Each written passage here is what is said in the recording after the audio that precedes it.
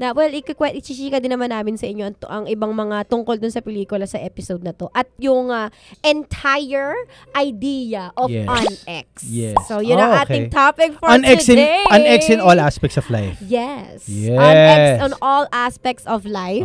Na ini-improv lang din namin today kasi kami nagpo-promo. Correct.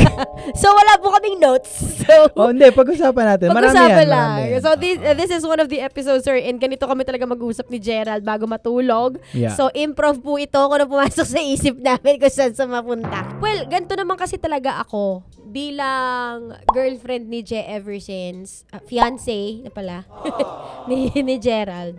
Lagi ko siyang inaasar. Correct, sobra. Sige talaga yung mga pang-asar. Siguro mas marami kang energy kasi sa atin dalawa. Kasi nga mas matanda ka sa akin eh. Bukod dun, alam naman na nila lahat ng episode, binanggit mo yung katandaan ko sa'yo. As in, yung 5 episode na na-record natin, binanggit mong matanda ako sa'yo. Lagi mo kasi nga na yung energy ko iba. Hindi, totoo naman kasi talaga namang mas bata yung energy mo. Ganito yun, Mia. And as a person, I'm a baby girl. As a person. Ganito, ilang agwat yung edad natin? 80 years. 8 years. 8 years. Sa 8 years na yun, ang daming nangyari sa akin. Yun yung point. 8 years old. Sa 8 years na yun, nasa bunutan na ako ng nanay ko. Alam mo, hinila na yung nanay ko, pababa yung, tumakbo ka na. Yung paghila ng nanay ko, nakita ko yung mundo baliktad. Ganong level. Yung wow. Langit ay lupa, lupa ay langit. Ganon. Pero may crush ka na 8 years old. Meron na. Tinan mo, may crush na siya nung pinanganak ako. Ay, syempre. Nung bata ako, may crush na ako. Kasi syempre, nung mga matatanda, di ba? Alam mo yung matatanda, oy, crush mo si ano, no? Putya kaka. Oy, crush mo si ano, kahit pangit. Oo, crush ko po. Putya, na-develop ako. Naging crush ko kahit pangit. Kasi nga niloloko-loko. Malay mo ba naman kung ano ba yung crush? Kasi nga pagbata, lalo sabi mo kasi 8 years old ka nun. So pagbata, pag may tinuro sa'yo, okay, di sige, yung papayag ka na. Oo. At saka, ang alam mo lang nun. Yes. Tsaka pag nanonood tayo ng pelikula, nakikita lang natin na, may love team. Baka ito yung love team ng buhay ko. Tama. Ganun yung idea. 8 years old. Speaking of UNX, i-explain natin sa kanila kung ano ibig sabihin ng UNX. Sige, explain mo. Ang pag-UNX daw, kasi ito tinanong explain din mo sa akin. tinanong din ni Andy kay Zuri. Kasi sabi ko, parang pwede mo na akong i-UNX. I-UNX na natin isa't isa. Tapos, syempre, probinsyano itong si Andy. Sabi ni Andy, ano yung UNX? UNX, yung hindi na kita i-ex. Yung tayo na ulit.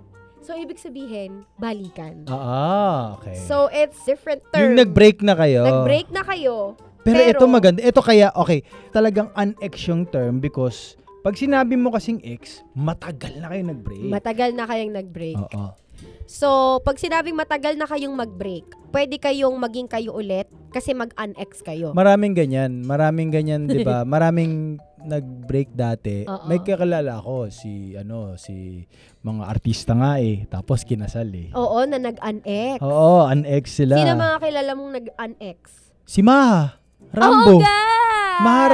Si Madge. Yes, Madge saka si Papa Rams. Si Kuya Rambo. Ano sila? Naging sila dati pa. Tapos yun yung alam ko Yun ang alam ko. Oo. Parang they're one of those. Tapos ngayon parang nabanggit naman din yun ni Ate Madge. Diba? Sa ibang mga interviews niya Nagkabalikan sila ngayon. Oo, parang they were meant to be. Ayan Ulit. So what are the qualifications of a person? What we think are the qualifications of a person to be an ex of an ex to be unexed. I think feeling ko as long as yung naging reason na maging ex mo siya ay forgivable. Yes. You could definitely unex that person. Okay. Pwede yun. But what if sasabihin na lahat naman forgivable No. Okay. I don't think everything is forgivable. For me, guys. Depende sa'yo Depende sa'yo. Kung ano yung forgivable sa'yo. Yes. Ako kasi, pag tumais sa kutsyon. Pag tumais, ma-unex ko yun. Okay. Kasi mahal ko pa rin yung mga aso ko. Hindi ko pa naman sila parang... Ano yung isang, gets. Yung isang aso kasi niya tumais sa kutsyon. Kumais sa kutsyon. Pero kapag kunwari like per se, issues like cheating. Hindi, yun nga eh. Kasi may mga kadalasan marami. Hindi tayo yun, iputan sa ulo. Hindi, pero kadalasan kasi yun yung naging dahilan ng mga Okay. diba?